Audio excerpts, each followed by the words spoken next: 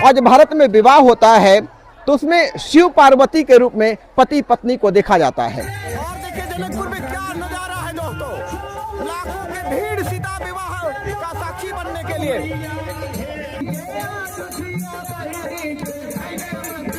और हम अविवाहित हैं, इसके पीछे का राज भी हम आपको बताएंगे।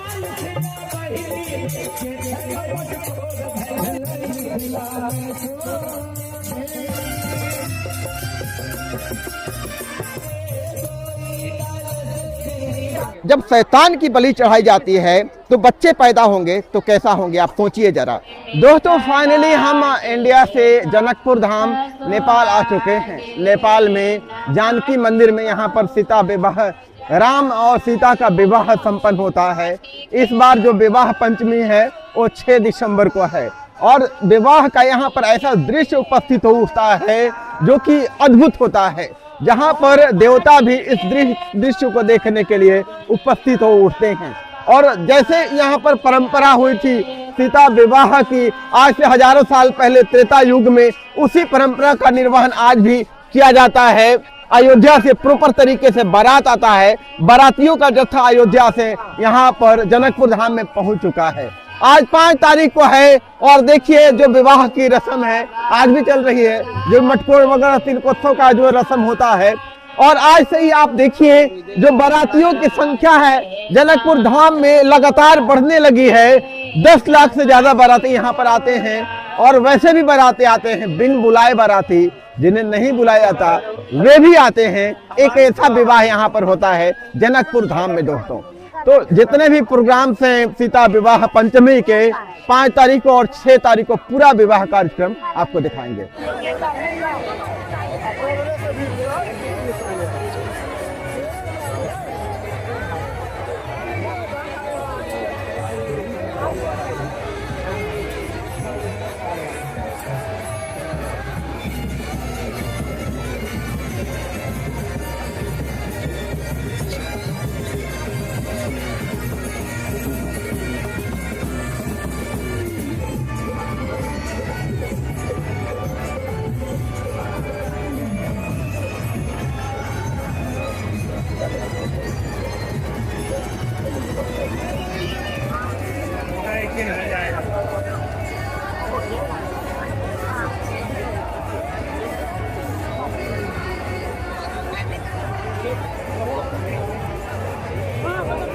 देखिए यहाँ पर आगे बढ़ना बड़ा मुश्किल हो रहा है, इतनी भीड़ है। अब सीता विवाह पंचमी से एक दिन। तो दोस्तों आप देख रहे होंगे विवाह पंचमी के मौके पर कितनी भीड़ है। पूरे नेपाल के लोग यहाँ पर आते हैं, बिहार के लोग आते हैं, भारत के कोने कोने से लोग यहाँ पर आते हैं।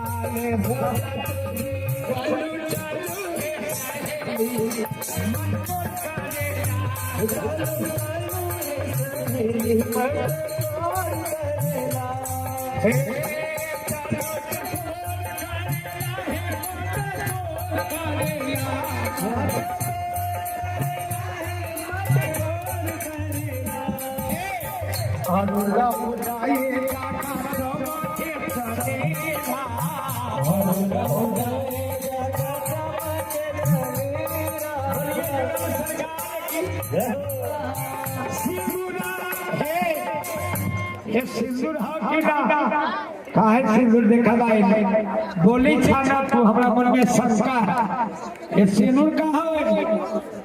हाँ हाँ पीपा तो हाँ करवा के ए सुनैना भैया के एक काम हो ये सजावट ये ध्यान रहे। सर ये जो जनकपुर में विवाह पंचमी के अवसर पर जो माँ जानकी का और भगवान राम का विवाह उत्सव मनाया जाता है, विवाह पंचमी के अवसर उसकी क्या परंपरा है, कब से शुरू हुई और क्या क्या इसमें होता है? ये परंपरा त्रेता युग से प्रारंभ हुआ, जब भगवान राम का विवाह जनकपुर में हुआ था, धनुष यज्ञ हुआ जिसमें विश्वामित्र जी के साथ राम लक्ष्मण आए और धनुष यज्ञ में शामिल हुए, शिव धनुष को खंडित किए और सीता जी से उनका विवाह हुआ। तब से ये परंपरा चलती आ रही है। आज भी उन सारे व्यवहारों को, सारे विधों को पालन किया जाता है। अभी भी बारात आती है अयोध्या से बारात आती है। अभी भी इस बार भी वहाँ से 501 बारात आई है और ये लीला चल रही है। इसमें विवाह की जितनी भी तरह की प्रक्रियाएं ओरिजिनल होता है, सभी ओरिजिनल। लेकिन आपको लगता नहीं कि जो ओरिजिनल विवाह, जो विवाह की परंपरा शुरू हुई भारत में शिव पार्वती से, राम विवाह और राम सीता से, शिव पार्वती से, वो कहीं ना कहीं उस परंपरा को लोग भूल जा रहे हैं और दिखावा को ज्यादा बढ़ावा दिया जा रहा है। हाँ, भूल जा रहे हैं, लेकिन यहाँ जनकपुर में उसको भूला नहीं गया है। ये परंपरा लगातार जारी है और आगे भी उनकी कृपा से जारी रहेगा। जो भूल रहे हैं, भूलना तो है ही, लेकिन ये परंपरा यहाँ मिथिला में, जनकपुर धाम में सदैव जाज्वल्य है और आगे भी रहेगा। अभी क्या कार्यक्रम हो रहा है? अभी मटकोर लीला हो रहा है। आज के दिन जानकी जी अपने सखियों के साथ मिट्टी लाने के लिए जाती हैं तालाब में और उसी मिट्टी से विवाह का हर एक जो प्रक्रिया है उसी मिट्टी से संपादित होता है। कल विवाह उत्सव है, आज मटकोर लीला, अभी मटकोर चल रहा है।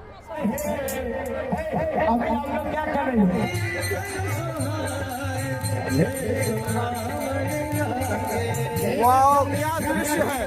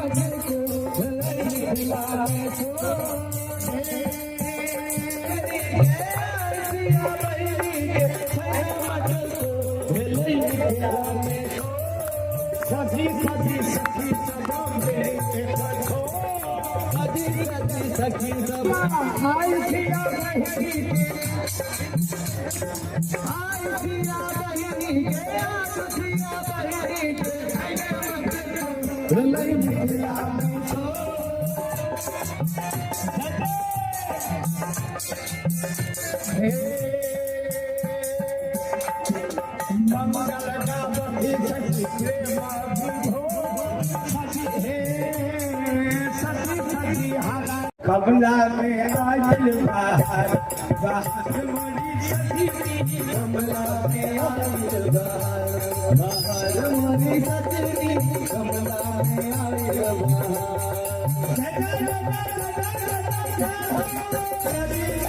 कमला में आयल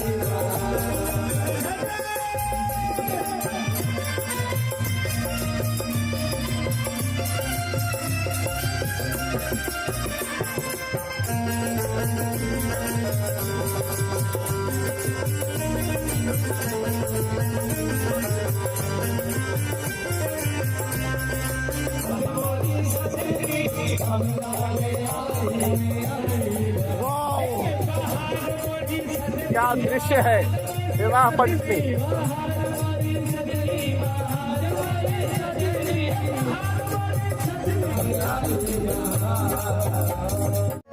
माटी को जात है,